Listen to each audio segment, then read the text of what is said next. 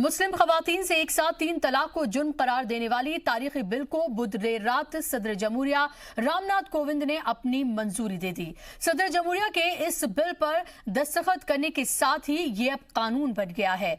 इस कानून का 19 सितंबर 2018 से निफाज माना जाएगा। इससे पहले मंगल को राज्यसभा ने बिल को अपनी मंजूरी दे दी थी। पार्लियामेंट के अपर हाउस राज्यसभा में बिल के हक में 99 वोट पड़े, जबकि 84 अराकीन पार्लियामेंट ने इसकी मुखालफत में वोटिंग की थी। BSP, PDP, TRS, JDU, AIADMK और टीडीपी जैसी कई पार्टियों के वोटिंग में हिस्सा न लेने के सबब सरकार को यह बिल पास कराने में आसानी हुई। बिल की मंजूरी से अपोजिशन की कमजोर हिकमत अमली भी उजागर हुई। इस बिल की सख्त मुखालफत करने वाली कांग्रेस कई अहम पार्टियों को अपने साथ बनाए रखने में कामयाब रही। यहां तक कि खुद कांग्रेस के भी 4 अरकान पार्लियामेंट वोटिंग के दौरान नदारद रहे। वाज़ेह रहे कि सदर जमहूरिया से मंजूरी मिलने के बाद इस कानून ने अब 3 तलाक को लेकर 21 फरवरी को जारी किए गए मौजूदा ऑर्डिनेंस की जगह ले ली है। और इस पर बात करने के लिए मेरे साथ खास मेहमानों का पैनल जुड़ गया है। इनका तारुफ मैं आपसे कराना चाहूंगी। मेरे साथ माधवी अग्रवाल हैं, बीजेपी की स्पोक्स पर्सन हैं, मेरे साथ जुड़ गई हैं। इसी के साथ ही मेरे साथ सैयद जरीन हैं, लखनऊ स्टूडियो से मेरे साथ जुड़ गई हैं। प्रज्ञा भूषण सुप्रीम कोर्ट की लॉयर है, मेरे साथ स्टूडियो में मौजूद हैं। इसी के साथ ही सुबही खान है, सोशल एक्टिविस्ट हैं, लॉयर हैं, मेरे साथ स्टूडियो में मौजूद हैं। और फिरोज अहमद बख्श साहब हैं, मेरे साथ यहाँ पर जुड़ गए हैं। और तमाम मेहमानों का बहुत बहुत इस्तकबाल है। शुरुआत मैं आपसे करना चाहूंगी माधवी अग्रवाल जी कि आखिरकार इसको कानून की शक्ल अब मिल गई है और जाहिर सी बात है कि अब इसको लागू किया गया है सितंबर से, यानी कि जो लगातार आपकी तरफ से कोशिश की जा रही थी आखिरकार हुकूमत को उसमें कामयाबी मिल ही गई।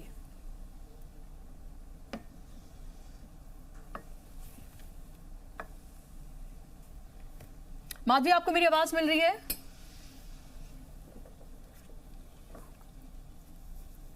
लगता है माधवी तक मेरी बात नहीं पहुंच पा रही है। प्रज्ञा जी, मेरा सवाल आपसे ये है, अब माधवी के पास मैं जाऊंगी कि अब जबकि ये कानून की शक्ल अब ये ले लेगा और जाहिर सी बात है इसके साथ ये भी कहा गया है कि ये लागू होगा सितंबर 2018, यानी कि लगभग आप 11 महीने का वक्त समझ लीजिए कि तब से लागू होगा। यानी कि तब से अब तक जितने भी केसेस आए हैं उसमें अगर विक्टिम शिकायत करती है तो जो शौहर है उसके ऊपर जो सजा होगी वो उसी के मुताबिक होगी जो कि अब कानून बन गया है। बिल्कुल बुशरा, क्योंकि ये रेट्रोस्पेक्ट में इनफैक्ट जिस दिन से पहला ऑर्डिनेंस पास हुआ था उस डेट से इस कानून को लागू किया जा रहा है। जो एनफोर्समेंट है वो उस दिन से है इसका। तो ऑब्वियसली अगर उस दिन के बाद से किसी भी मुस्लिम मर्द ने ट्रिपल तलाक, तलाक बिद्दत के तरीके से किसी को अगर डिवोर्स दिया है और उनके बीच में कॉम्प्रोमाइज नहीं हो पाता है और मुस्लिम महिला को लगता है कि उसके साथ जाती हो रही है और उनका पति ट्रिपल तलाक के बेसिस पे उनको अभी भी रखने को तैयार नहीं है, तो इसी कानून के तहत उनके ऊपर केस चलेगा, एफआईआर होगी और आगे का मामला चलेगा। जी, अब इसमें अगर मुस्लिम पर्सनल लॉ बोर्ड ये चाहता है कि वो सुप्रीम कोर्ट के पास दरवाजा खटखटाने की वो कोशिश कर रहा है, इसके साथ साथ सदर जमहूरिया से भी ये कहा गया है कि आप इस पर एक बार फिर से गौर करें और एक बार फिर से डिस्कशन के लिए इस को भेजें इससे पहले कि ये कानून की शक्ल ले, तो क्या अभी भी कोई गुंजाइश बचती है? देखिए बुशरा, देश के किसी भी कानून के जो फॉर्म है या उसके कोई भी अगर क्लॉजेस, पर्टिकुलर क्लॉजेस हैं जो कि लोगों को लगता है कि अभी इसमें जाती हो रही है या ये नहीं होने चाहिए थे या ये जस्टिफाइबल नहीं है, तो वो हमेशा सुप्रीम कोर्ट के पास जा सकते हैं उस पर्टिकुलर अपने डिस्प्यूट को लेकर के और सुप्रीम कोर्ट उन्हें सुनेगा। तो ये भी जो कानून बना है ऐसा नहीं है कि ये फॉरएवर बन गया और इसमें कभी कोई चेंजेस नहीं आएंगे। हमेशा कानून समय के अनुसार बदलते रहते हैं, अमेंडमेंट्स आते रहते हैं और इसमें भी अगर किसी को लगता है कि ये जस्टिफाइबल नहीं है और इसके कुछ क्लॉजेस जो है चेंज होने चाहिए, अमेंड होने चाहिए या रिपील होने चाहिए, तो वो बिल्कुल सुप्रीम कोर्ट के पास जा सकते हैं। ठीक है जरीन, क्या आपको नहीं लगता कि अब ये कानून बन गया है और जो एतराजात थे वो हो सकता है अभी लोगों के उसी तरह से बने हुए हैं, लेकिन अब जबकि ये कानून बन गया है तो अब मूव ऑन होना चाहिए, अब दूसरी चीजों को देखना चाहिए, यानी कि और लगातार ये लग रहा है कि all India Muslim personal law board जो है वो इसी के इर्द गिर्द ही घूमना चाहता है। अब जबकि सरकार ने कानून बना दिया है, अब आप दूसरी चीजों की फिक्र करें, दूसरी चीजों को देखें कि कहीं और तो कोई लूप होल्स नहीं है जिसमें कोई गुंजाइश है जिस पर काम किया जा सकता है। जी देखिए, कहीं ना कहीं कानून तो देखिए अब एक उसने शक्ल एक सूरत इख्तियार कर ली है और कमियां हैं। थोड़ा सा हम लोग शुरुआत से एज अ सोशल एक्टिविस्ट में पहले से ही हम लोग मांग कर रहे थे। मैं एक मुस्लिम भी हूं तो थोड़ा सा हम लोग हर पहलू को देखते हैं। तो थोड़ा सा इसमें ये था कि इसमें जो सिक्योरिटी क्लॉज जो ख़वातीन का था वो थोड़ा सा नहीं इतना ज़्यादा क्लियर नहीं था। जो कस्टडी है वो बच्चों की उसका नहीं था, जो मेंटेनेंस है वो नहीं था। तो देखिए अब मेरा ये कहना है कि देखिए कानून तो बन चुका है, थोड़ा सा इसको अमेंड अगर कर दिया जाए, इसके लिए अगर मुस्लिम पर्सनल लॉ बोर्ड अगर इस पर सोचे। देखिए मैं बहुत इज्जत करती हूँ जो हमारे मज़हब के जो नुमाइंदे हैं, मैं कभी नहीं उन्हें बुरा कहती हूँ, मैं कभी उन्हें गलत नहीं करती हूँ। अक्सर लोग इस तरीके से टीवी बैठ करके चिल्ला चिल्ला के कहते हैं, तो मैं इसके बिल्कुल ख़िलाफ़ हूँ। देखिए अब ये भी हमारी बहनों का हक़ की लड़ाई थी और जो सही जो हक़ की बात अगर करें तो इस्लाम में भी ट्रिपल तलाक़ को गैर मतलब नहीं माना गया है। बाकायदा जिक्र करा गया है कि एक साथ अपनी बीवी को आप 3 तलाक ना दें। तो कहीं ना कहीं देखिए औरत का हुकूक जो था वो मारा जा रहा था। जो हुकूक निस्वा होता है, जो एक ख्वातीन का जो एक हक होता है, वो इसमें कहीं ना कहीं मारा जा रहा था। क्योंकि देखिए लोगों को सही तरीका ही नहीं पता था तलाक का। कम से कम लोगों को पता चल गया सही तरीका तलाक का क्या है। तो देखिए अब जो आया है तो अब कहीं ना कहीं देखिए इसमें सुधार सभी हम लोग भी थोड़ा सा इसमें अमेंडमेंट मांग रहे हैं कि थोड़ा सा अमेंड हो जाए कानून। तो अब इसमें जो अगर आपको जो कमियां लग रही हैं, अगर मुस्लिम पर्सनल लॉ बोर्ड को भी कुछ कमियां लग रही तो उन कमियों पे ध्यान दिया जाए। अब इसका विरोध करना या इसका वो करना बेकार बात है। अब इसको बस इसमें ये अब जैसे मैंने एक आध लोगों के बयान देखे कि भाई अभी ये हमारी सरकार है तो चल रहा है, दूसरी सरकार आएगी तो हम इसको खत्म करवा देंगे। तो खत्म ना कराया जाए ये, देखिए क्योंकि कहीं ना कहीं इसका नाजायज तो देखिए all India Muslim personal law board की तरफ से ही ये कहा गया है कि जब अगर सरकार बदलेगी तो हम इस कानून को हटवाएंगे, ये कहा गया है all India Muslim personal law board की तरफ से। सुबह आप ये देखें, इसमें मान सकती हूँ इसमें लोगों के इख्तिलाफ हैं। जी मैं आपके पास आ रही हूँ जरीन। देखिए इख्तिलाफ लोगों के होंगे, बिल्कुल होंगे।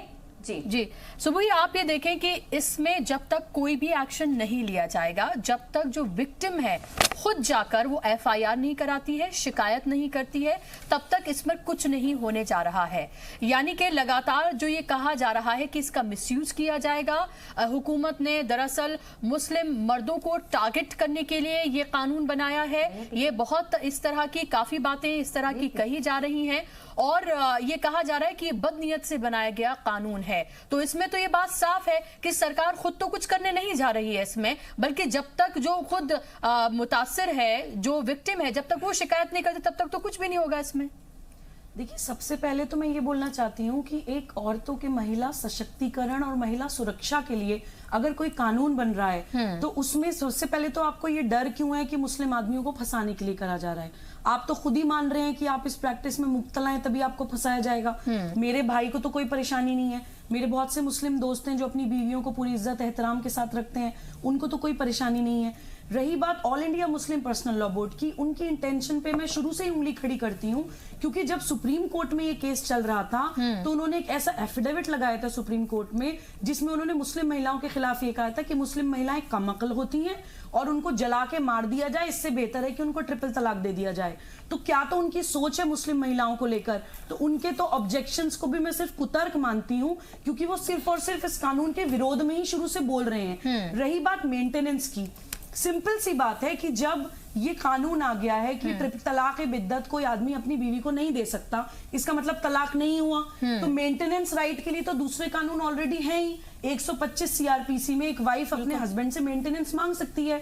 जब तलाक ही नहीं हुआ तो मेंटेनेंस राइट तो वाइफ के पास है ही, पहली चीज। दूसरी बात, कोर्ट के पास बहुत डिस्क्रिशनरी पावर्स होती हैं। कोई भी लड़की अगर ये मुद्दा लेके जज के सामने जाएगी, बहुत सारे इसमें आदमियों के लिए भी कितने सारे, आप देखिए उनको बचाने के लिए भी बहुत सारे प्रोविजंस हैं, बेलेबल है।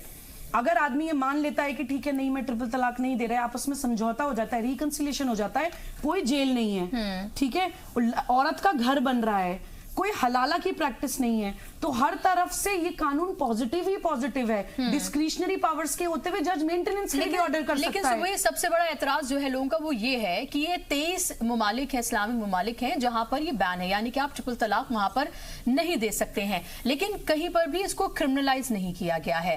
अगर इस्लाम की हम बात करते हैं तो ये एक सिविल कॉन्ट्रैक्ट है, और जब एक शादी एक कॉन्ट्रैक्ट है, एक सिविल कॉन्ट्रैक्ट है, तो तलाक फिर कैसे क्रिमिनल ऑफेंस हो गया? तो लोगों का एतराज इसको लेके ज्यादा है कि आप इसको बैन करिए, कानून बनाइए, सब कुछ करिए, लेकिन इसके जो चंद प्रोविजन है उसको लेकर शुरू से एतराज है लोगों का। ये आपने बहुत अच्छा सवाल पूछा है, इसके दो जवाब हैं। पहले तो मैं आईपीसी के हिसाब से बताना चाहती हूँ कि हमारी इंडियन पीनल कोड में अगर आप धमकी भी देते हैं किसी औरत को, थ्रेटन भी करते हैं, उसको नुकसान पहुंचाने की आपकी इंटेंशन भी होती है, भले ही आप वो एक्ट करें ना, वो एक्ट होए ना, उस इंटेंशन पे भी पीनल प्रोविजंस होते हैं। ये तो रही आईपीसी की बात। दूसरी बात मैं ये बोलना चाहती हूँ कि डिवोर्स एक सिविल मैटर है, नो डाउट, चाहे वो मुस्लिम में हो चाहे वो हिंदू में हो, लेकिन तलाक़ बिद्दत जहां पे आ जाता है, देखिए मैं आपको एक्सप्लेन करके बताना चाहती हूँ, तलाक़ बिद्दत एक सिविल प्रैक्टिस नहीं है। उसको मैं एक रीजन देके बताती हूँ कि जब एक लड़का और लड़की के बीच में कंसेंशुअल सेक्सुअल रिलेशंस भी होते हैं और लड़का उससे शादी करने को मना कर देता है, तो सेक्शन 376 आईपीसी रेप चार्ज उसके ऊपर लगता है। उसकी रीजनिंग ये है कि आपने एक लड़की को इस भरम में रख के कि आप उससे शादी करेंगे, उसको एक सिक्योरिटी देके आपने उसका सेक्सुअल वायलेशन किया। सिमिलरली आप किसी लड़की से रात में शादी कर रहे हैं, उसके साथ सेक्सुअल रिलेशन बना रहे हैं, अगले दिन आप उसको तलाक़ बिद्दत देके छोड़ रहे हैं, तो कोई एक सिक्योरिटी नहीं है शादी की, कोई एक सैंक्टिटी नहीं है। एक शादी के भरम में आप एक लड़की का सेक्सुअल वायलेशन कर रहे हैं, और सिर्फ एक बार नहीं कर रहे, इस करने के बाद आप बोल रहे हैं कि अगर तुम्हें मेरे साथ रहना है तो हलाला करो, चाचा के साथ, मामू के साथ, ससुर के साथ, अपनी ही फैमिली में कमोडिटी की तरह आप अपने ही एक समाज में औरत को घुमा रहे हैं। हलाला उद्योग बना गया, मौलवी हलाला पैसे ले लेकर करते हैं, तो ये सिविल मैटर कहां से रह गया है? सीधा सीधा जहां पे औरतों का सेक्सुअल वायलेशन हो रहा है, ये एक बार्बरिक, रिग्रेसिव और एक ऑफेंसिव प्रैक्टिस थी, एक अपराध था। इसको प्लीज सिविल मैटर बोल के या सिर्फ सामाजिक कुरीति बोल के हमें ट्रिविलाइज करने की जरूरत नहीं है। बहुत सशक्त कानून बना है, एक सामाजिक कुरीति को भी टारगेट करते हुए और एक अपराध को भी टारगेट करते हुए। ठीक है, तो हम लोगों को एज अ विमेन इसकी सराहना करनी चाहिए, और इसको मजहब का नाम लेके या जो लोग कुछ पॉलिटिसाइज कर रहे हैं, सियासत का नाम लेके जबरदस्ती क्रिटिसाइज नहीं करना चाहिए, इसको वेलकम करना चाहिए, शुक्रिया करना चाहिए इस गवर्नमेंट का, उसकी नीति, नियत और निर्णय लेने की क्षमता का, कि उन्होंने अपने देश की औरतों के लिए इतनी गहराई के साथ ना ही सिर्फ सोचा बल्कि उसको अंजाम देके दिखाया। ठीक है, जरीन आप इत्तेफाक रखती हैं सुबह से? जी बिल्कुल, देखिए जो इन्होंने बातें कही है वो बहुत सही बातें कही है। थोड़ा सा बस मेरा यही है कि देखिए लोग इसको ना अभी एक्सेप्ट नहीं करने पा रहे। जब सोसाइटी में कभी भी देखिए कोई नया वो आता है, कोई क्रांति आती है, जैसे सती प्रथा में आई थी, बाल विवाह में आई थी, दहेज में आई थी, तो लोगों ने उसका बहुत विरोध किया था, हिंदू समाज ने बहुत विरोध किया था, लेकिन धीरे धीरे करके देखिए वो फिर एक चीज़ें नॉर्मल होने लगती हैं। तो अभी ये एक बहुत बड़ा कदम है पूरी मुस्लिम कम्युनिटी के लिए, बहुत बड़ा एक वो है। तो जाहिर सी बात है थोड़ा सा मर्दों के अंदर एक वो होती है, मर्दाना वो होता है कि नहीं ये कैसे हो गया, औरतों कैसे इतने हुकूक मिल गए।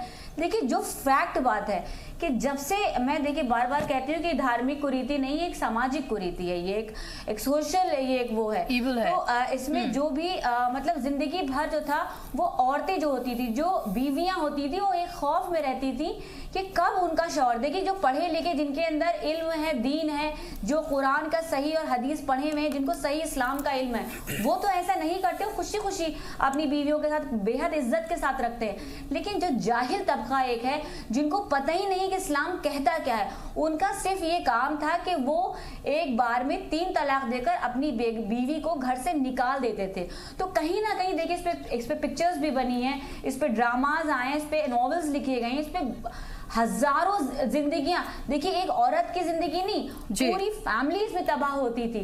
तो कहीं ना कहीं जो औरत का जो डर था वो पलट कर अब मर्द के अंदर आ गया है। तो जाहिर सी बात है मर्द के अंदर एक पावर, अभी तक मर्द अपने आप को एक पावरफुल पर्सनालिटी समझता है। तो जब उसको लग रहा है कि कहीं ना कहीं उसकी बिल्कुल ना सिर्फ मुस्लिम मर्द अपने आप को ताकतवर समझता है, बल्कि पेट्रियार्कल सोसाइटी है, और इस पेट्रियार्कल सोसाइटी में तमाम चीजें जो हैं वो मेन ड्रिवन ही हैं। और हमारे इस पूरे पैनल में हालांकि सिर्फ एक ही मर्द हैं जिनसे मैंने अभी तक सवाल नहीं पूछा है, और मौलाना आजाद उर्दू यूनिवर्सिटी के चांसलर मेरे साथ तो मौजूद हैं। फिरोज साहब, आप एक मर्द की हैसियत से, हिंदुस्तानी की हैसियत से, मुस्लिम मर्द की हैसियत से, एक शौहर की हैसियत से, एक फादर की हैसियत से इस कानून को आप कैसे देखते हैं?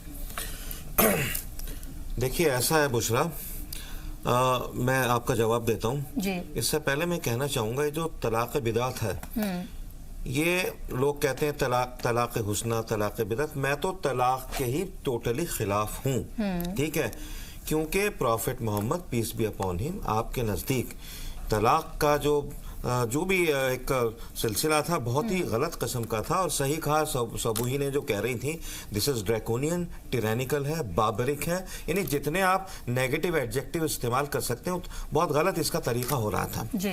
और आपने दूसरी बात आपने ये कही कि बतौर एक मुस्लिम मर्द आपका क्या है। देखिए, इंसान जब दो एक साथ रहते हैं, मेरे बीवी बच्चे हैं, हमारे भी नोकझोंक होती रहती है, ठीक है, गुस्सा भी आता है, सब कुछ सारी चीज़ें चलती रहती हैं, लेकिन कभी भी मैंने आज तक, लड़ाइयाँ भी हुई हैं, आज तक मैंने ऐसा नहीं सोचा कि मैं ये इतने गलीज अल्फाज जो हैं अपनी बीवी के सामने पेश करूं और मैं उससे जो है पीछा छुड़ा लूं। ये बिल्कुल गलत चीज़ है, ठीक है। अब जैसे जरीन भी कह रही थी कि ज़्यादातर ये, हालांकि पढ़े लिखे लोग भी ऐसा करते हैं, लेकिन ज़्यादातर जो निचला तबका है, मैं लफ्ज़ निचला भी इस्तेमाल नहीं करना चाहता, जो अनएजुकेटेड लोग हैं उनमें ये काफ़ी चल रहा है। उनको पता नहीं, बिल्कुल सही कहा गया कि उनको एजुकेशन नहीं होती, उन्हें इस्लाम का नहीं पता, उन्हें किसी चीज़ का नहीं पता। उनको कोई दूसरी औरत अच्छी लग गई तो वो अपने 3 बार तलाक दे करके वो छुट्टी जो है पा लेते हैं अपनी बीवी से। उनको ये नहीं पता कि उसके बच्चे हैं या बच्चे नहीं भी हैं तो वो आगे क्या करेगी। तो ये बहुत गलत प्रैक्टिसेस को बना लिया था। और मैं मुबारकबाद देना चाहूँगा वज़ीर आज़म जनाब नरेंद्र मोदी को कि उन्होंने बहुत ही अच्छा इन्होंने ये कानून लेके आए हैं। और उन लोगों के लिए भी एक मैसेज देना चाहता हूँ, मेरे कई दोस्त कह रहे हैं कि भाई ये जो है ये इस्लाम के अंदर मुदाखलत है। अरे भाई, मुदाखलत कहाँ से हो गई?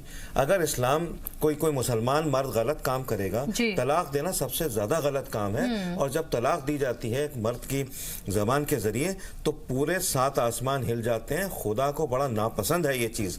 ये बात जो है एक बहुत मशहूर किताब है अल्लामा तमन्ना की, और वो किताब का नाम है अत्तलाक़ु मुरत्तान। ये सारी चीजें उसमें है। अरे भाई, आप गलत काम ना करो, ना ये बहसें हो टीवी पे, ना हम यहाँ बैठे हैं, ना जाहिर सी बात है। और मजहब में इंटरफेरेंस तब होगा जब ये मजहब का वाकई में हिस्सा होता है। जब ये मजहब का हिस्सा ही नहीं तो इंटरफेरेंस किस तरह का?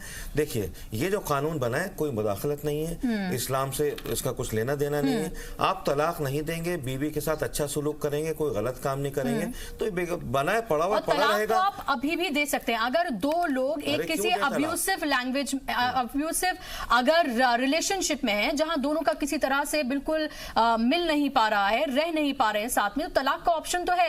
3 तलाक सिर्फ बैन की गई है। तलाक का ऑप्शन है कि अगर आप एक ऐसे रिश्ते में हैं जिसमें आप एक दूसरे को गवारा नहीं करते हैं, जिसमें आपने तमाम पॉसिबिलिटीज को तलाश लिया, उसके बावजूद भी आप एक दूसरे के साथ रहना पसंद नहीं करते हैं तो आप तलाक अभी भी ले सकते हैं। तो ये एक तरह का, अगर ये भ्रम भी फैलाया जा रहा है कि अब तलाक बैन हो गई तो सिर्फ 3 तलाक जो है, एक बार में 3 तलाक देना ही हुकूमत की तरफ से 3 तलाक देना कहीं किसी हदीस में नहीं है, किसी कुरान में नहीं है, कहीं आप इसको नहीं पाएंगे। उसके बाद फिर एक नया जो सिलसिला है हलाला का, बहुत से लोग उसको जायज करार देते हैं, वो बिल्कुल हराम है। तलाक भी हराम है अल्लाह के नजदीक। और सजा की बात हो रही थी, किसी ने सजा की बात करी थी, मैं भी यहाँ क्लियर कर दूं कि prophet Muhammad peace be upon him, आपके जमाने में, आपके बाद भी इमाम अबू हम्बल वो कोड़े मारा करते थे उन लोगों को जो 40 कोड़े मारते थे उन लोगों को जो अपनी बीवी को तलाक देते थे। इसके अलावा इमाम अबू हम्बल के अलावा भी हजरत उमर रजी अल्लाह ताला अन्हु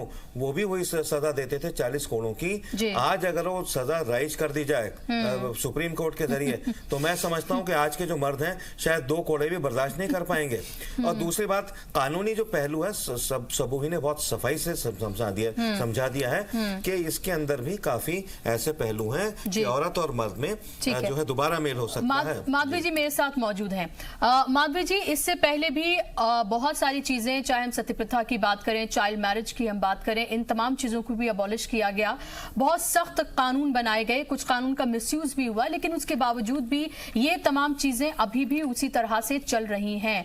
मेरा सवाल आपसे ये है कि ये कानून बना दिया गया है, इसको तमाम लोग अप्रिशिएट कर रहे हैं, इसका वेलकम किया गया है, लेकिन आपको साथ साथ ये नहीं लगता कि एक तरह से सोशल रिफॉर्म की भी जरूरत है और लोगों को इसको लेकर बेदार करने की भी जरूरत है?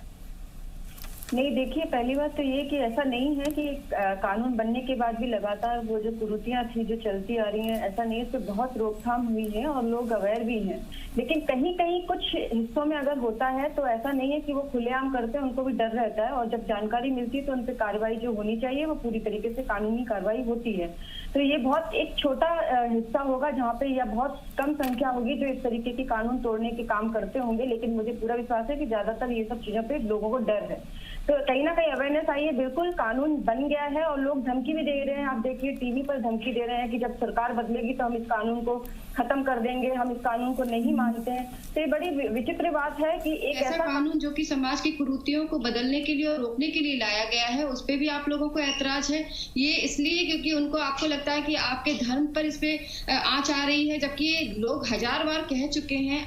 मतलब मुस्लिम समुदाय के बड़े से बड़े जानकार लोग भी बोलते हैं कि इस्लाम में 3 तलाक का प्रावधान था ही नहीं, और इस्लाम में जब 3 तलाक का प्रावधान था नहीं तो कहीं ना कहीं इसको महिलाओं को दबाने के लिए, महिलाओं के साथ मिसयूज करने के लिए ही इसकी शुरुआत हुई। और शुरुआत होने के साथ साथ ये भी रहा कि जिस तरीके से हलाला होने लग गए तो वो महिलाओं के ऊपर में एक दूसरी तरीके का अत्याचार जो कि इतनी ज्यादा संख्या में हो रहे थे, जिसकी खबरें आ रही थी, और एकदम दिल दहलाने वाले जो मतलब तरीके से इन लोगों के साथ में हलाला को केवल मानसिक दबाव धारने। लेकिन माधुरी जी, मैं आपसे कहना चाहूंगी कि कानून बन गया है और जो भी सोशल इविल है वो उन सबको खत्म होना चाहिए, लेकिन ये इतने बड़े पैमाने पर हो रहा था या फिर this was the only thing Muslim main and women were doing it, that is also a little exaggeration. Comment कर रहे हैं और बड़ी गंदी तरीके से कमेंट कर रहे हैं और धमकी दे रहे हैं, और जो इनकी पैरवी कर रहे हैं हम महिलाएं, उन महिलाओं को सरेआम ये लोग खुले तौर पे गाली दे रहे हैं। तो बड़ा दुख लगता है कि ये उसमें केवल ऐसा नहीं है कि बहुत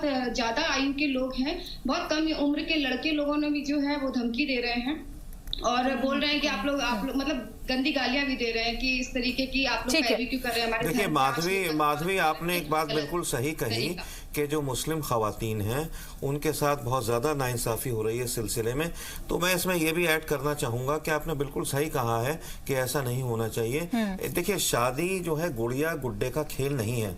आमतौर से शादी जिंदगी में एक बार होती है और जिसकी तलाक हो जाती है तो जिंदगी मर्द की भी खत्म हो जाती है, औरत की भी खत्म हो जाती है। तो मेरा ख्याल है कि जिसकी एक बार शादी हो जाए उसको बना के रखना चाहिए। हाँ, अगर हालात अनफॉर्चुनेटली ऐसे हो जाएं कि दोनों तरफ कोई गुंजाइश नहीं है तो अनफॉर्चुनेटली इस्लामिक तरीके से आप लेकिन कोशिश ये की जाए कि मेल मिलन हो जाए और सारी उम्र एक साथ गुजारी जाए। कोई भी एक अच्छाई तो दोनों में होती है, उसी को फोकस करके औरत को और मर्द को पूरी उम्र गुजार देनी चाहिए, जैसे हजरत Muhammad peace be upon him आपने कहा है। सुबह ही अपनी बात रखी। देखिए भारतीय जनता पार्टी की भी यही सोच रही होगी। मोदी जी ने जब इस विषय को छेड़ा तो इसके पीछे यही कारण था कि मुस्लिम बहनों पे जो अत्याचार इतने वर्षों से हो रहा है जिसके बारे में कोई संज्ञान नहीं ले रहा है। ठीक है, तो माधुरी मैं आपके पास लौट रही हूँ। सुबह मैं सबसे पहले ये बोलना चाहती हूँ कि देखिए, मजे की बात यह है कि मुस्लिम समाज में इसको लेके कोई विरोध नजर नहीं आ रहा है। कानून पास हो चुका है लेकिन हमें कहीं प्रोटेस्ट नजर नहीं आ रहा है, हमें कहीं मुस्लिम मर्द नजर नहीं आ रहे हैं, कहीं मुस्लिम औरतें नजर नहीं आ रही हैं। मैं स्पेसिफिकली आपके प्लेटफॉर्म के थ्रू ये बताना चाहती हूँ कि इस कानून के पीछे 2 तरह की फोर्सेस लगी हुई थी। एक सो कॉल्ड सेक्युलर फोर्सेस लगी हुई थी जिनकी राजनीति सिर्फ और सिर्फ minority card and victim card politics में चलती है। उनको अपनी सियासत की गद्दी हिलती हुई नजर आ गई। एक लगा हुआ था मजहबी गैंग जिनका सारी राजनीति और गद्दियां इस्लाम को मिस इंटरप्रेट करके चलती हैं, कुरान की वर्सेस को अपने हिसाब से इंटरप्रेट जो तर्जुमे अपने हिसाब से देते हैं और अपनी मजहबी सियासत चलाते हैं। एक उनकी दुकानें बंद हो रही थी। तो पेट में दर्द सिर्फ उन्हीं लोगों के हो रहा है। बात कर रहे हैं सुप्रीम कोर्ट जाने की, चैलेंज करने की, नेक्स्ट सरकार आएगी तो हम कानून चेंज करवा देंगे। अभी कल ही एक डिबेट में मैंने सुना कि इन्होंने बोला है कि हम सुप्रीम कोर्ट में चैलेंज करेंगे on the grounds of equality. Article 14 जो हमारे संविधान का कहता है इक्वालिटी बिफोर लॉ। तो आप इनकी हिपोक्रेसी, इनका दोगलापन देखिए कि इस कानून के में तो इन्हें इक्वालिटी चाहिए और जब यूनिफॉर्म सिविल कोड की बात आती है कि भाई हिंदू लॉ और मुस्लिम लॉ का झगड़ा ही खत्म हो जाएगा, यूनिफॉर्म सिविल कोड ले आते हैं तो उसके विरोध में भी ये लोग आके खड़े हो जाते हैं। तो इनका तो वही सीन है, चित भी मेरी, पट भी मेरी, सिक्का मेरे बाप का।